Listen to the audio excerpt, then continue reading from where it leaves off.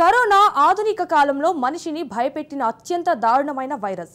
Corona తర్వాత virus అంటే మనిషి హడలిపోతున్నాడు. బర్త్ ఫ్లూ, మంకీ పాక్స్ భయపెడుతున్నా వాటికి వ్యాక్సిన్లు ఉండడంతో ఎవరు ఆందోళన చెందలేదు. కానీ తాజాగా మిస్టీరియస్ వైరస్ ప్రపంచ దేశాలను కలవరపెడుతోంది. ప్రత్యేకించి ఆఫ్రికా కంట్రీ కాంగోను కలవరపెడుతోంది.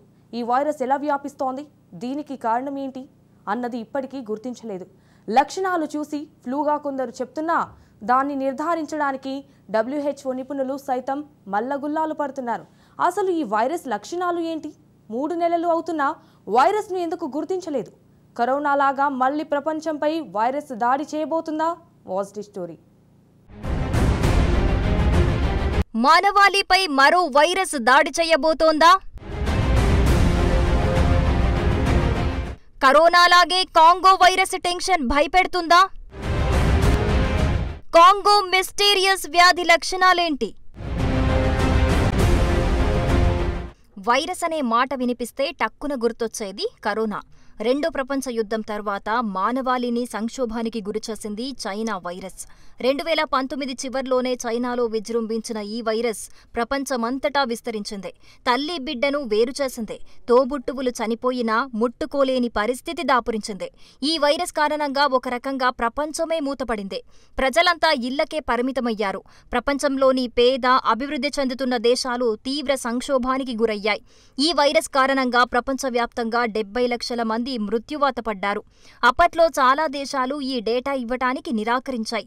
చైనాలో వైరస్ బారిన పడి కోట్ల మంది చనిపోయినట్టు తెలుస్తోంది. కానీ ఆ వివరాలను మాత్రం బీజింగ్ వెల్లడించలేదు.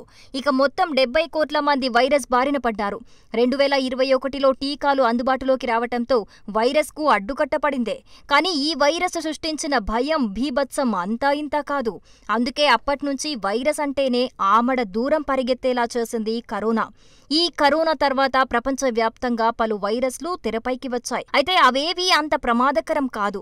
వాటికి ఇప్పటికే టీకాలు ఉండటంతో పెద్దగా ఇబ్బంది పడింది లేదు. అయితే ఇప్పుడు ఓ ఆఫ్రికా దేశంలో మాత్రం కొత్త వైరస్ వణికిస్తోంది.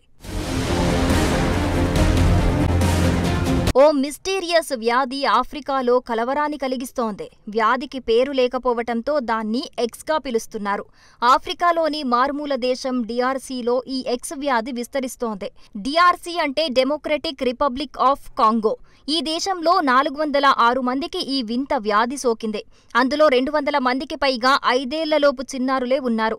ఇప్పటి వరకు ఈ మిస్టీరియస్ వ్యాధి బారిన పడి 79 మంది ప్రాణాలు కోల్పోయారు. కాంగో ఆరోగ్య శాఖ చెబుతున్న అధికారిక లెక్కలు మాత్రమే ఇవి. కానీ కొన్ని నివేదికల ప్రకారం వాస్తవ లెక్కలు మరీ ఎక్కువగా ఉన్నట్టు తెలుస్తోంది. సుమారు 149 మంది ఎక్స్ వ్యాధితో మృతి చెందినట్టు నివేదికలు వెల్లడిస్తున్నాయి. అయితే ఈ వ్యాధి ఎలా వ్యాపిస్తోంది, ఎక్స్ వ్యాధికి కారణాలేంటి అన్నది మాత్రం ఎవరికీ తెలియటం లేదు. అయితే కాంగోలో విజృంభిస్తున్న వింత వ్యాధిపై కొన్ని దేశాలు అప్రమత్తమయ్యాయి, ముందస్తు జాగ్రత్తలు తీసుకున్నాయి. ఎయిర్పోర్ట్లో తనిఖీలను హాంకాంగ్ ముమ్మరం చేసింది. జపాన్ ప్రయాణ సూచనలను జారీ చేసింది.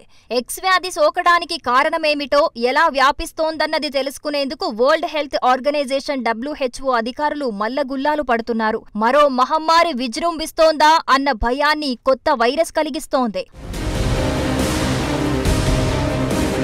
అసలు కాంగోలో వింత వ్యాధిని ఎప్పుడు గుర్తించారు? అక్టోబర్ 24న కాంగోలోని క్వాంగ్ ప్రావిన్స్ లో అస్వస్థతకు గురైన ఓ వ్యక్తి ఆస్పత్రికి చేరాడు. అయితే అతడిలో ఫ్లూ తరహా లక్షణాలున్నట్టు గుర్తించారు. తలనొప్పి, దగ్గు, శ్వాసకోశ ఇబ్బందులు, రక్తహీనతను గుర్తించారు. ఆ తర్వాత ఈ లక్షణాలతోనే పలువురు ఆస్పత్రులకు చేరటం మొదలైంది. ఇలా మొత్తం 406 మందిలో ఈ వైరస్ ను గుర్తించారు. ఇక్కడ ఆందోళన కలిగించే విషయమేంటంటే ఈ వైరస్ ఎక్కువగా చిన్నారులకే సోకుతోంది. వైరస్ బారిన పడిన వారిలో 5 ఏళ్లలోపు వయస్సున్న చిన్నారులే ఎక్కువగా ఉన్నారు. ఈ వైరస్ సోకిన వారు ఎక్కువగా చనిపోవటం టెన్షన్ పెడుతోంది. ఈ వైరస్ సోకి 143 మంది చనిపోయినట్టు నివేదికలు చెబుతున్నాయి. ఈ వైరస్ ను గుర్తించి 3 నెలలవుతున్నా అది ఎలా సోకుతుందో ఇప్పటికీ క్లారిటీ లేదు. అందుకే దీన్ని ఎక్స్గా పిలుస్తున్నారు. ఎక్స్ అంటే గుర్తు తెలియని వ్యాధి. అయితే ఈ వైరస్ ను కాంగో ప్రభుత్వం డిసెంబర్ 1న గుర్తించింది. అప్పట్నుంచి ఆ వైరస్ ఏంటో గుర్తించేందుకు నిపుణులు మల్లగుల్లాలు పడుతున్నారు. శ్వాసకోశకు సంబంధించిన వ్యాధిగా అనిపిస్తోందని కాంగో ఆరోగ్య శాఖ మంత్రి రోజర్ కాంబా వెల్లడించాడు. దీని గురించి వారం రోజుల క్రితం తాము అప్రమత్తం చేసినట్టు వెల్లడించాడు.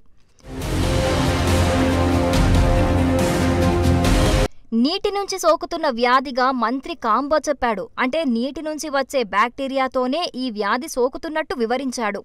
దగ్గు సంబంధించిన లక్షణాలు కూడా కనిపిస్తున్నాయి. అయితే వ్యాధికి స్పష్టమైన కారణాలను మాత్రం చెప్పలేకపోతున్నామని రోజర్ కాంబో చెప్పాడు. సాధ్యమైనంత వరకు తాము అప్రమత్తంగా ఉన్నామని జాతీయ ప్రజారోగ్య సంస్థ డైరెక్టర్ జనరల్ డైడోన్ మాంబా చెప్పాడు. ఈ వ్యాధి శ్వాసకోశమైనదా కాదా అన్న సందేహాలను డయాగ్నోస్టిక్స్ ద్వారా నిర్ధారించాల్సి ఉందని మాంబా తెలిపాడు. కానీ దీనికి సంబంధించిన పరీక్షలు కొనసాగుతున్నాయి. అయితే రోజురోజుకు వైరస్ వ్యాపిస్తూ ఉండటంతో ఆందోళనలు వ్యక్తమవుతున్నాయి. ప్రత్యేకించి మారుమూల కాంగో గ్రామాల్లోనే ఈ వైరస్ విజృంభిస్తూ ఉండటంతో దేశమంతా అప్రమత్తమైంది. ఈ వైరస్ ఏమిటనేది గుర్తించేందుకు ప్రత్యేక టీంను నియమించినట్టు జాతీయ ప్రజారోగ్య సంస్థ డైరెక్టర్ జనరల్ మాంబా వివరించాడు. అసలు వ్యాధి నిర్ధారణ ఫలితాలు వచ్చిన తరువాతే దీన్ని ఎదుర్కొనటం సాధ్యమని మాంబా వెల్లడించాడు. ప్రస్తుతానికి ఖచ్చితమైన రోగ నిర్ధారణ జరగలేదన్నారు.